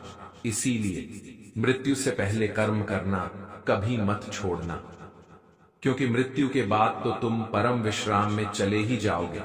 तो उससे पहले कर्म करना क्यों छोड़ रहे हो, क्यों हताश हो रहे हो? अगर तुम्हारा एक घर टूट गया है तो दूसरा घर बनाने का प्रयास करो, कोशिश करो, और कोशिश करने वालों की कभी हार नहीं होती। यह तुम उन चींटियों से देख चुके हो। देखने में तुमसे कितनी छोटी है वह चींटियां, और तुम इतने बड़े हो, लेकिन उनका मन तुम्हारे मन से इतना बड़ा है, इतना विशाल है, इतना दृढ़ संकल्प है कि इतनी बार घर टूटने पर भी उन चींटियों ने कभी हार नहीं मानी। दूसरी सीख यह है कि जब भी हमारे ऊपर बुरा समय आता है, हमें लगता है कि यह समय कभी भी नहीं जाएगा, यह समय मेरे जीवन को बर्बाद कर देगा, मुझे कभी नहीं जीने देगा, और अपने इन्हीं ख्यालों से, अपने इन्हीं विचारों से, जिसका असलियत में कोई भी अस्तित्व नहीं है, वह सिर्फ विचार है, और वही विचार हमारे मन को दुखी कर देते हैं, और इसीलिए हम प्रयास करना भी छोड़ देते हैं। लेकिन तुम खुद सोचो कि बार बार प्रकृति हमें क्षति पहुंचाएगी, नुकसान पहुंचाएगी, लेकिन कब तक पहुंचाएगी? अगर हम बार बार फिर से उठ के फिर से नया प्रयास करते रहेंगे तो प्रकृति भी हमारे सामने घुटने टेक देगी, और वह भी एक दिन हमारे ऊपर दयावान हो जाएगी, कृपालु हो जाएगी, और वह हमें सब कुछ देने लगेगी जिसकी हमने कभी कामना की थी। तुमने खुद देखा कि तुम उन चींटियों को तबाह करने के लिए पहुंचे थे, लेकिन बाद में तुम ही उन चींटियों को अनाज और आटा देने लगे। तुम ही उन पर कृपालु हो गए। क्यों हुए? क्योंकि तुमने देखा कि वह चींटियां हार ही नहीं मान रही हैं। इसी तरह अगर तुम भी अपने जीवन में कभी हार नहीं मानोगे तो एक ना एक दिन यह प्रकृति तुम्हें वह सब कुछ देगी जो तुम अपने जीवन में पाना चाहते थे। इसीलिए दो सीख याद रखना, पहली कर्मशील कार्य करते जाना, और दूसरी एक ना एक दिन प्रकृति तुम्हारे उस कर्म का परिणाम तुम्हें जरूर देगी। गीता में भगवान श्री कृष्ण ने कहा है कि मुझे साथ रहने वाले लोग सबसे ज्यादा पसंद है। हर स्थिति परिस्थिति में व्यक्ति साथ बना रहे, यह बड़ी बात है। दुख में ज्यादा दुखी ना हो और सुख में ज्यादा उछले नहीं। सुख दुख, मान अपमान, जय पराजय, खोना पाना, आना जाना, हानि लाभ तो लगा ही रहेगा। जीवन में अगर एक जैसी स्थिति सदा बनी रहे तो जीना मुश्किल हो जाएगा।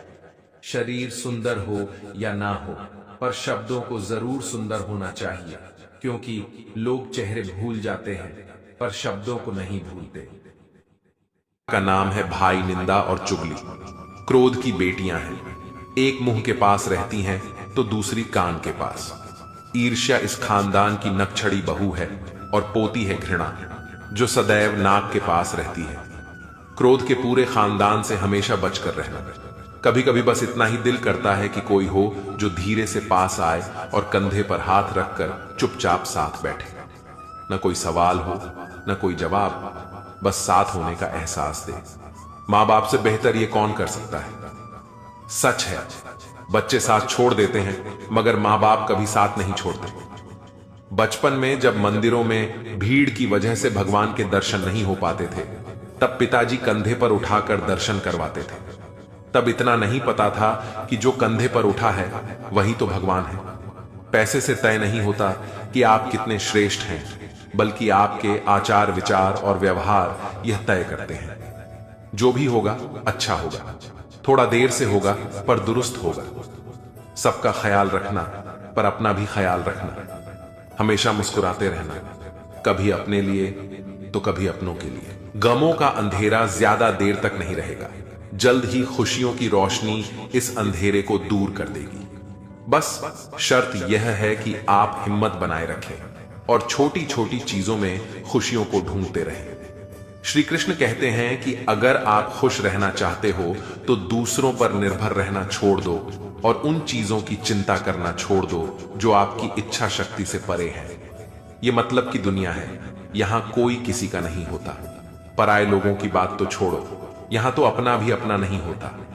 जब हम कोई सपना देखते हैं तो कोई अपना ही उसे तोड़ भी देता है। जिंदगी की राह पर साथ चलते चलते हमारा बीच राह में साथ छोड़ भी देता है। खुशियों में अपना हिस्सा मांगते हैं यह सब लोग, और दुख में न जाने कहां गायब हो जाते हैं। मतलब कि दुनिया में कौन किसका होता है, धोखा वही देता है जिस पर भरोसा होता है। आज के समय में कोई अपना नहीं होता, सिर्फ लोग तभी तक अपना होते हैं जब तक उनका कोई मतलब होता है। जब आपका वक्त बुरा चलता है तभी असल में पता चलता है कि असल में कौन आपका है और कौन पराया। भगवान श्री कृष्ण कहते हैं कि इंसान जीवन में गलतियां करके उतना दुखी नहीं होता जितना कि वह बार बार उन गलतियों के बारे में सोचकर होता है। जो व्यक्ति कर्म को समझता है उसे धर्म समझने की कोई जरूरत नहीं होती। पाप शरीर नहीं करता, उसके विचार करते हैं। गंगा शरीर को धोती है, विचारों को नहीं धोती। यह बात सच है कि इंसान भूल करके ही कुछ सीखता है, पर इसका यह मतलब नहीं है कि आप जीवन भर भूल करते रहो और कहो कि हम सीख रहे हैं।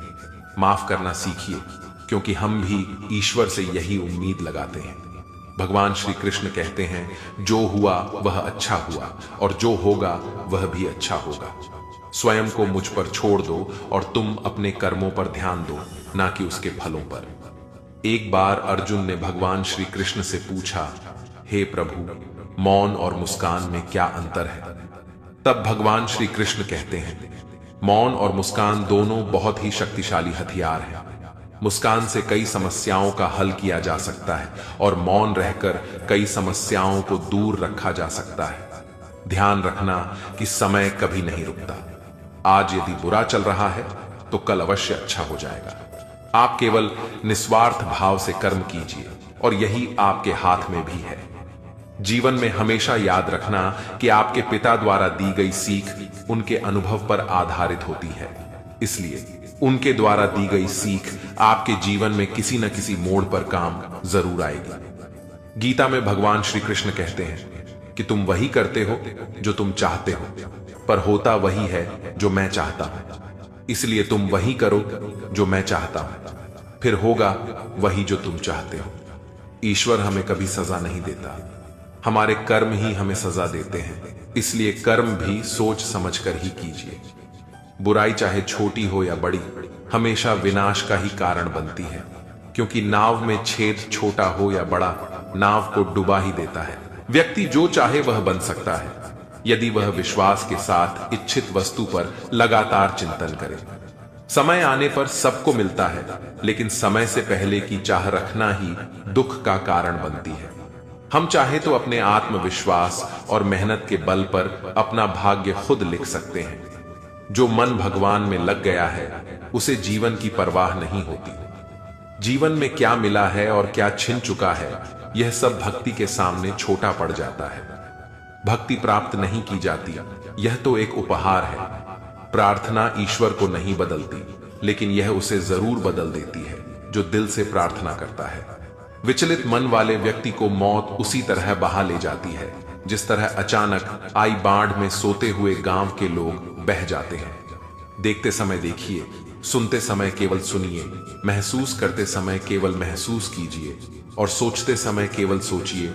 यही वास्तविक कर्म है।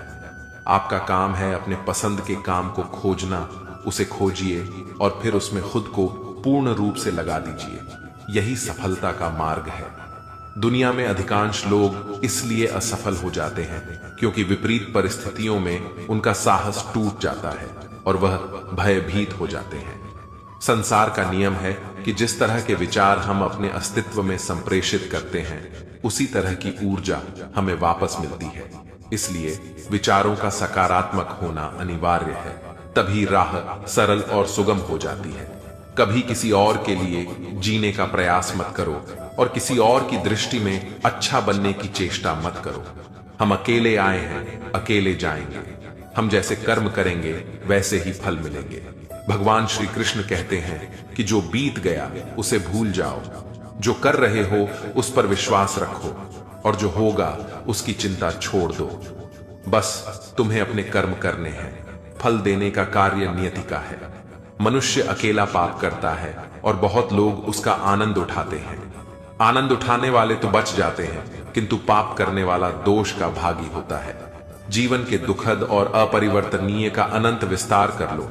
याद रखना कि सत्य हर बार शुभ और मंगलकारी नहीं होता है और झूठ भी हर बार अशुभ और अमंगलकारी नहीं होता है। भगवान श्री कृष्ण ने अपने जीवन में यह सिखाया है कि झूठ और सत्य का निर्धारण इस बात से नहीं होता कि आपने क्या कहा, बल्कि इस बात से होता है कि आपने उसे क्यों कहा।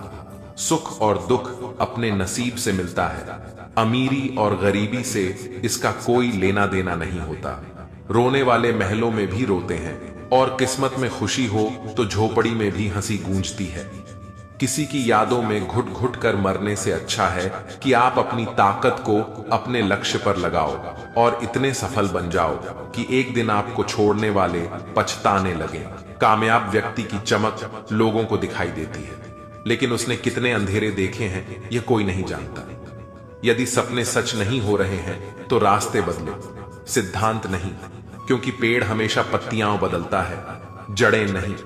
कोई भी व्यक्ति सिर मुंडवाने से, परिवार से या जाति में जन्म लेने से संत नहीं बनता। जिस व्यक्ति में सच्चाई और विवेक होता है वही धन्य है, वही संत है। दर्द तो तय है, यह आपके हाथ में नहीं है, पर दुखी होना या ना होना आपके हाथ में अवश्य है। स्वास्थ्य सबसे बड़ा उपहार है, संतोष सबसे बड़ी संपत्ति है और अच्छे विचार हमारे जीवन के सबसे अच्छे साथी होते हैं। मन ही सब कुछ है, जो हम सोचते हैं वही हम बन जाते हैं। अगर आध्यात्मिक मार्ग पर चलने के लिए आपको कोई साथ नहीं मिलता तो अकेले ही चलिए। आप अपने प्यार और स्नेह के उतने ही हकदार हैं जितना दुनिया में कोई और व्यक्ति है। सभी बुराइयों से दूर रहने के लिए अच्छाई का विकास कीजिए और अपने मन में अच्छे विचार रखिए। बीता हुआ समय बीत चुका है और भविष्य अभी बहुत दूर है। वर्तमान ही वह समय है जिसमें आप जी सकते हैं। मौन रहना एक बहुत अच्छी बात है, लेकिन ऐसा मौन किस काम का जो आपके अस्तित्व को ही खत्म कर दे। मौन आपकी ताकत भी है और आपकी कमजोरी भी। बस आपको यह पता होना चाहिए कि कब आपको मौन रहना है और कब नहीं। प्रेम निशुल्क होते हुए भी इस धरती का सबसे महंगा सुख है। कोई मेरे बारे में गलत कहे तो उससे पूछना कि ठीक से जानते हो या यूं ही मन हल्का कर रहे हो। हमेशा वो मत देखो जो दिखाया जा रहा है, वो देखो जो छुपाया जा रहा है। कीमत पानी की नहीं, प्यास की होती है। कदर मौत की नहीं, सांस की होती है। प्यार तो बहुत लोग करते हैं दुनिया में, पर कीमत प्यार की नहीं, विश्वास की होती है। मैंने कुछ लोग ऐसे भी गरीब देखे हैं जिनके पास पैसे के सिवा कुछ भी नहीं। समाज एक ऐसा बाजार है जहां सलाह थोक में और सहयोग ब्याज पर उपलब्ध है। दुनिया में एक चीज सबको बराबर मिलती है और वह है वक्त। तू हंस, तू मुस्कुरा और रोना कम कर दे। जिंदा है तू, जिंदगी की नाक में दम कर दे।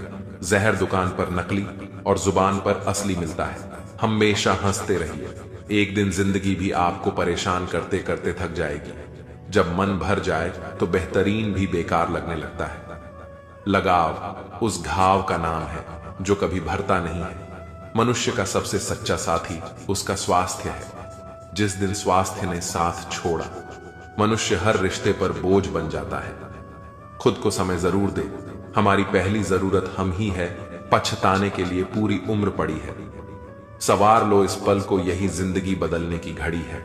दिया और बाती अपनी अपनी जगह सही होते हैं, आग तो कोई और लगाता है। संबंध बड़ी बड़ी बातें करने से नहीं, छोटे छोटे भावों को समझने से गहरे होते हैं। ये जो बीत रहा है वो वक्त नहीं, जिंदगी है।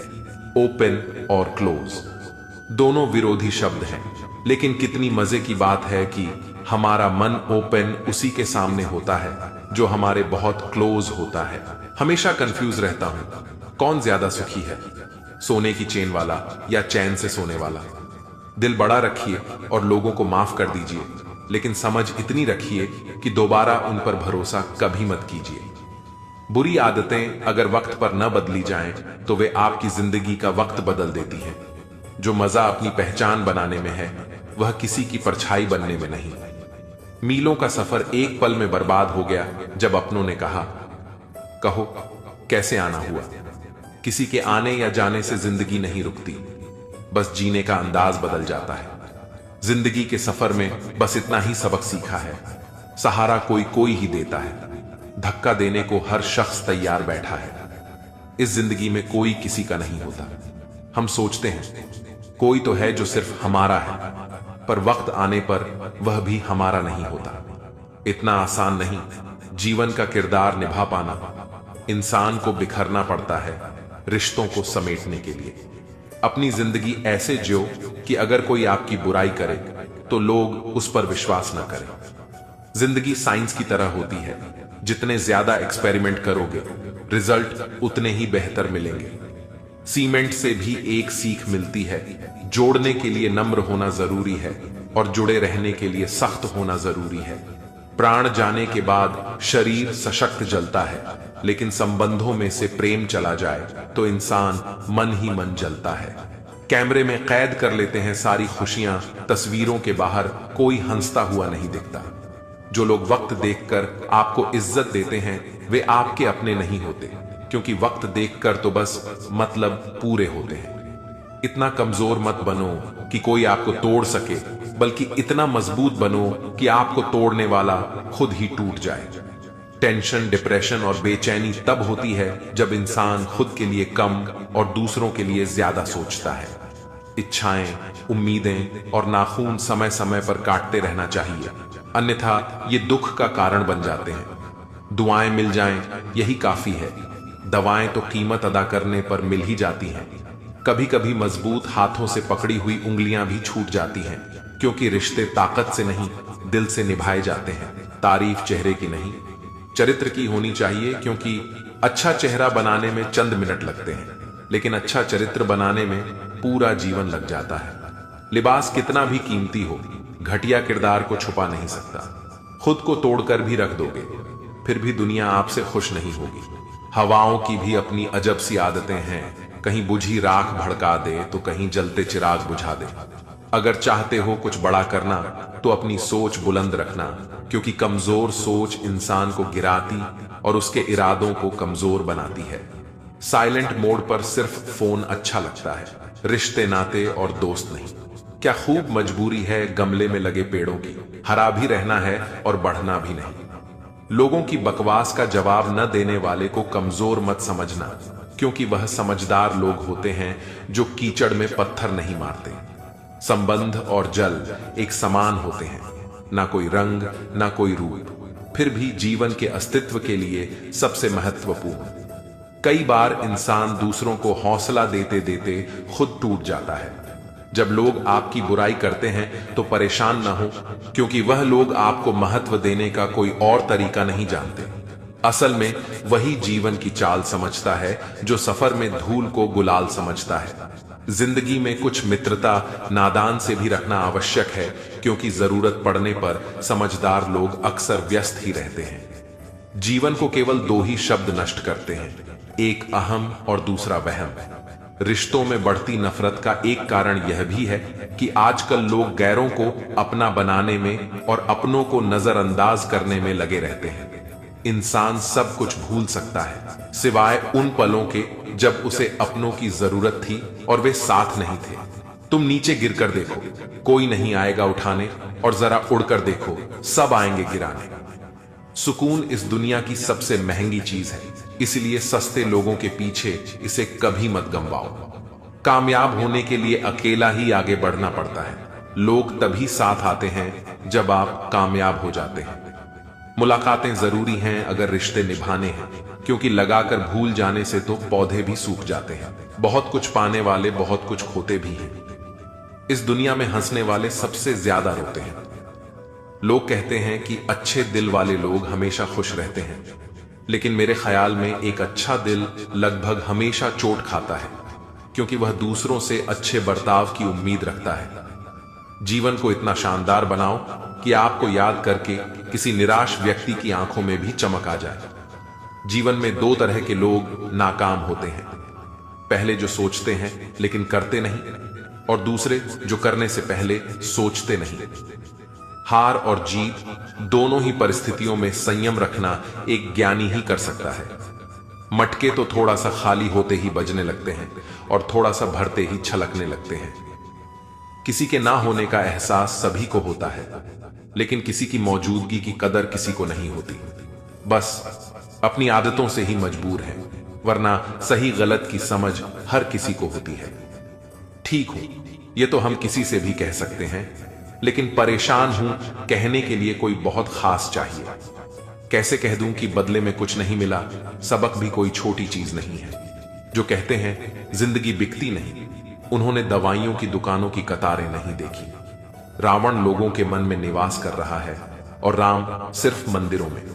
जिंदगी में कोई विश्वास तोड़े तो उसका दिल से धन्यवाद करो, क्योंकि वही लोग सिखाते हैं कि विश्वास सोच समझकर करना चाहिए। जिस चीज को आप कमा सकते हैं उसे मांगकर अपनी वैल्यू कम करने की जरूरत नहीं। जब जेब में रुपए हो तो दुनिया आपकी औकात देखती है, और जब जेब में रुपए न हो तो दुनिया आपको अपनी औकात दिखाती है। एक कड़वी बात हमेशा याद रखना, वह इंसान कभी आपकी वैल्यू नहीं समझेगा जिसके लिए आप हमेशा उपलब्ध रहोगे। शीशा और रिश्ता दोनों ही बड़े नाजुक होते हैं। दोनों में एक फर्क है, शीशा गलती से टूट जाता है और रिश्ता गलत फहमियों से। दुनिया सिर्फ उन्हीं का हालचाल पूछती है जो पहले से ही खुश होते हैं। जो तकलीफ में होते हैं उनके तो मोबाइल नंबर भी खो जाते हैं। हंसते हुए लोगों की संगत इत्र की दुकान जैसी होती है, कुछ न खरीदो फिर भी रूह महक जाती है। यह नादानी भी सच में बेमिसाल है। अंधेरा दिल में है और दिए मंदिरों में जलाते हैं। कर्म का थप्पड़ इतना भारी और भयंकर होता है कि हमारा जमा हुआ पुण्य कब खत्म हो जाए पता भी नहीं चलता। पुण्य खत्म होने पर समर्थ राजा को भी भीख मांगनी पड़ती है। इसलिए कभी किसी के साथ छल कपट करके किसी की आत्मा को दुखी न करें। कोई अच्छा लगे तो बात करना, पर ध्यान रहे कि उस पर निर्भर मत होना। अपने उसूलों के खिलाफ तो सारी जिंदगी जी जा सकती है, मगर खुद के खिलाफ एक पल भी नहीं। सबसे ज्यादा वजनदार खाली जेब होती है, चलना भी मुश्किल कर देती है। किसी पेड़ के कटने का किस्सा ना होता अगर कुल्हाड़ी के पीछे लकड़ी का हिस्सा ना होता। अच्छी बातें पढ़ने की आदत हो तो अच्छी बातें करने की आदत अपने आप बन जाती है। मैं दूसरों की दृष्टि में क्या हूं यह महत्वपूर्ण नहीं है। महत्वपूर्ण यह है कि मैं स्वयं की दृष्टि में क्या हूं। सच्चाई और अच्छाई की तलाश में चाहे पूरी दुनिया घूम लो, अगर वह हमारे अंदर नहीं है तो कहीं भी नहीं है। जिंदगी तुम्हें वह नहीं देगी जो तुम्हें चाहिए। जिंदगी तुम्हें वह देगी जिसके काबिल तुम हो। बैठना भाइयों में चाहे बैर ही क्यों ना हो, भोजन करना माता पिता के साथ चाहे जहर ही क्यों ना हो। बोझ कितना भी हो लेकिन कभी उफ तक नहीं करता। कंधा पिता का बड़ा मजबूत होता है। चलते रहना चाहिए चाहे जीवन जैसा भी हो। सुख में देखो तो कष्ट सहने की ताकत मिलेगी, दुख में देखो तो आनंद के क्षण याद आएंगे। जिसने सफलता को पाया है उसने पहले अपने हालात को सुधारा है। अच्छे रहोगे तो लोग तुम्हारे कदमों में टांग अड़ाएंगे, क्योंकि वे जानते हैं तुम गिर जाओगे। बुरा बनकर तो देखो, वे ऐसा सोचेंगे भी नहीं, क्योंकि इससे शायद तुम उनकी टांगे तोड़ दोगे। अच्छे और बुरे लोगों में यही फर्क होता है। अच्छे लोगों की अच्छाइयों में भी लोग उनके खिलाफ होते हैं और बुरे लोगों की बुराइयों में भी दुनिया उनके साथ होती है। बुरा बनने में और बुरा होने में बहुत फर्क है। अपने काम से काम रखना यह अलग बात है। जो बड़ी बड़ी मुश्किलों को पार कर जाते हैं, अक्सर उन्हें छोटी छोटी बातें रुला देती हैं।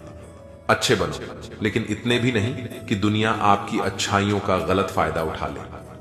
दिल खोलकर जियो। उम्र, दुनिया और समाज की सोचोगे तो हमेशा सोचते ही रह जाओगे। झूठ इसलिए बिक जाता है क्योंकि सच को खरीदने की सबकी औकात नहीं होती। चुप रहकर सहते हो तो आप अच्छे हो, और अगर बोल पड़े तो आपसे बुरा कोई नहीं। सच को तमीज ही नहीं बात करने की। झूठ को देखो कितना मीठा बोलता है।